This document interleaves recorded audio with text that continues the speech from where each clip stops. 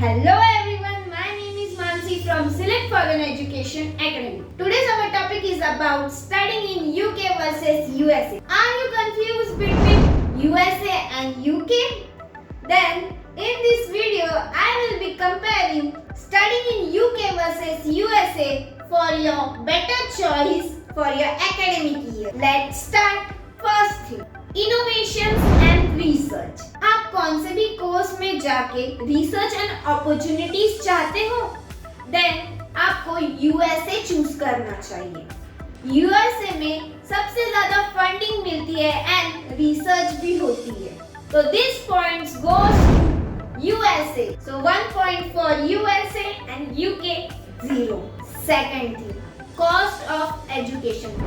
ये सबसे ज्यादा इंपॉर्टेंट क्राइटेरिया है स्टूडेंट्स के लिए। USA's cost of education is much higher than UK.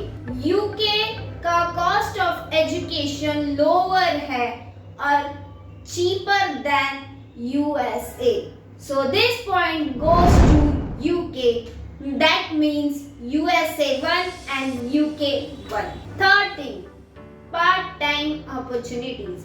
अगर आपको पढ़ाई के साथ जॉब करना है, पार्ट टाइम जॉब करना है, सो इधर UK is better for part time jobs और अपॉर्चुनिटीज, बिकॉज यूके में आप कहाँ पे भी काम कर सकते हो, there is no restrictions, but USA में बहुत सारे रेस्ट्रिक्शंस है, so this point goes to UK, means UK 2 and USA 1।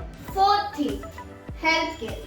हम इंडियन स्टूडेंट्स हैं, सो हमें लगता है हेल्थ के लिए ज्यादा पैसे वगैरह खर्च नहीं होते, बट इन यूएसए वहाँ $3-4 ऐसे चले जाएंगे आपके हेल्थ इश्यूज के लिए, आपको पता भी नहीं चलेगा। उधर फैसिलिटीज तो अच्छी मिलेगी, बट जितनी अच्छी फैसिलिटीज उतना एक्सपेंसेस भी ज्यादा होगा। As compare to this, UK में एनएचएस के कारण आपको वो सब्स्टिट्यूट रेट में आपका खर्चा उठाएंगे, so this point goes to UK, मतलब UK 3 and USA 1। Fifth thing, education flexibility. मैं कुछ और पढ़ रही हूँ और मुझे कुछ और पढ़ना है उसके साथ, मतलब मैं फाइनेंस स्टूडेंट हूँ और मुझे उसके साथ इंजीनियरिंग भी करनी है, मुझे थोड़ा लॉ में भी इंटरेस्ट है, तो मैं अपनी डिग्री खुद कस्टमाइज कर सकती हूँ। ये अपॉर्चुनिटीज सिर्फ यूएसए में ही है, यूके में ये अपॉर्चुनिटीज नहीं है। इतना फ्लेक्सिबल एजुकेशन सिस्टम यूके में नहीं है जितना यूएसए में, so this point goes to USA, मतलब यूएसए 2 और UK 3. Sixth thing, quality of education. The number of universities of UK are in top 100 ranking as far above the universities of UK.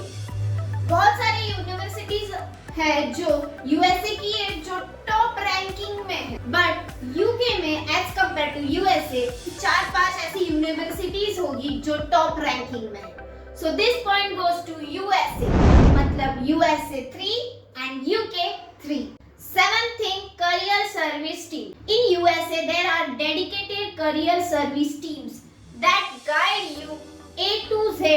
आपको क्या करना है, किसको मिलना है, सब कुछ वो लोग बताते हैं।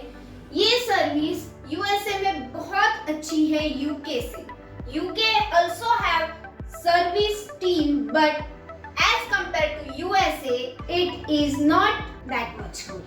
So this point goes to USA, means USA 4 and UK 3. Eighth thing, scholarship.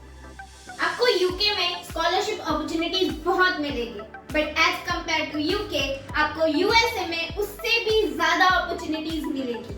Scholarship मतलब $5,000 के आगे जो अमाउंट आपको दी जाती है वो स्कॉलरशिप के लिए होती है, बट जो $2-3,000 के लिए होती है वो सिर्फ डिस्काउंट होता है।